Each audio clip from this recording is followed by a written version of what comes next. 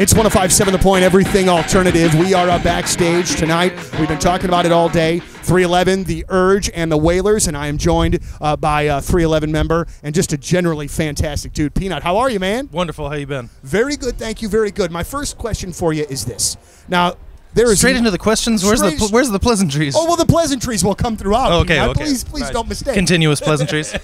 I like continuous pleasantries. You guys have not had lineup changes in the history of your band for the most part. Certainly since, you know, the 311 name was out there with the music record. I mean, you have maintained the same lineup since. Right. I find that to be absolutely amazing. Not very many bands can say that same thing. How has that been the case? You guys have to be great friends or know how to stay out of each other's ways or all of those sorts of things. Well, it occurs to me, and I get this question every once in a while because of the longevity of the band and the fortitude of which we've stuck together. But I don't know, it's kind of us like walking the walk. You know, we preach figuring things out and staying positive and loving your life is our anthem. So we do that with relationships, and we have super hyper long-term relationships, even these weird creative ones that are, you know, get you out of your safety net and take you out on the road every summer. It's great. We found a way to make it work. Now, the album is Stereolithic, the new record that's in stores now. Which you love.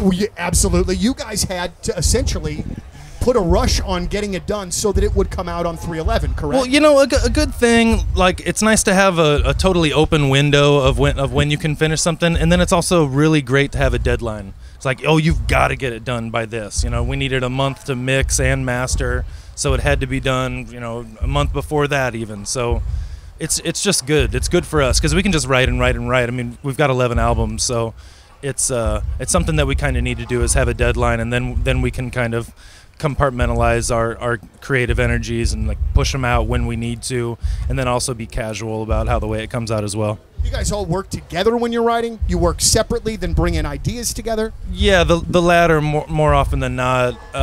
Everyone's got their own way and their own method. Sometimes things will come in finished, but I wrote lyrics on 7 of the 15 songs on this album, and loved being a part of the process so much more, and being able to invade the intelligentsia of the band a little bit instead of just throwing around bass ideas. Well, and not just you, but Scott Ralston, which yes. I believe he's called Scotch, but I don't know him, so I'm going to call him Scott. It's fine. He's good either way. All right, good. Well, he came in and from what I read, sort of acted as another sort of member of the band. He was writing, playing the whole thing. We've known him as long as we've known each other almost. We met him 2 weeks into moving into our place in Los Angeles. Wow. He was at the studio as an engineer on our first sessions with our first producer right when we got there with Eddie Offord.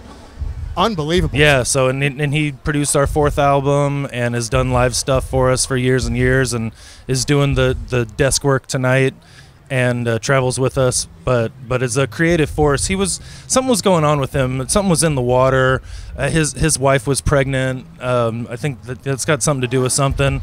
But he was digging back into old stuff and finding these gems that were like unfinished songs or songs that we called finished songs that were just B-sides that we kind of tore apart and rebuilt and made better with better melodies and better lyrics and mixed around the framework and the roadmap, if you will.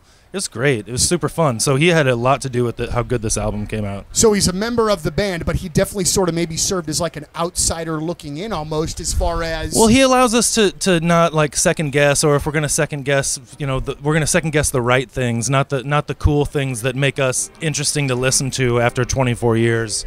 It's like, no, like go this way, like a little darker, a little weirder.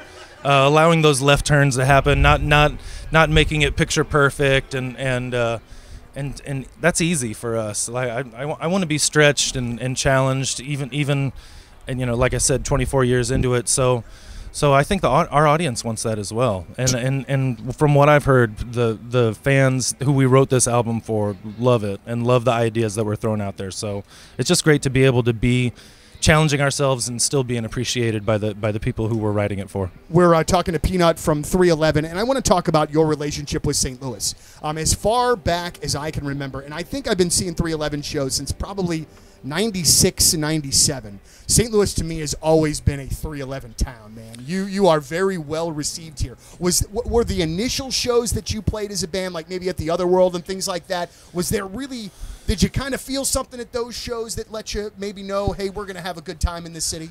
Yeah, I mean, you know you're going to have a good time here. People have some steam to blow off, and we grew up in a similar atmosphere in Omaha, so it's always made sense. The first show I remember playing here was a party in some building like here, and it was great. You know, it wasn't a ton of people, but the vibe was just perfect. So you're like you said, it's always felt good for us, and it's always been welcoming and well appreciated. So that's why we come back. We come back every summer. Talk about your friends in the Urge. They obviously hold you guys in very high regard, and I'm sure vice versa. And I saw a tweet that you put out the other day when they were sound checking in Kansas City. What just a great band to go and watch, and you two together. That's a hell of a lineup in any show. Yeah, it takes me back. I know my wife is just hating not being able to come and see any of these shows, because this is how she first saw us back in '93, and you know, we learned so many things from the Urge, and they learned from us, and we were, speaking of challenges, we were challenging each other, because the bar was so high when they would get off stage that it was just impossible not to just come out and just want to just tear the roof off of the place. And we frequently did. That's very cool. Well, Peanut, thank you so very much for your time. Anytime. We really appreciate it, and continued success. The album Stereolithic is out in stores now. Tickets still remain for the show tonight, so coming out early. We got the Whalers getting things going, then the Urge, 311, and then Fireworks. That's a pretty fine Saturday night in St. Louis. Yes, bring it on. You know, maybe, you know what, that'd be a fine Tuesday night in St. Louis, regardless. Yes, whichever. It's a great show. Thank you very much, Peanut. We continue live here at the Verizon Wireless Amphitheater for 105.7 The Point, everything alternative.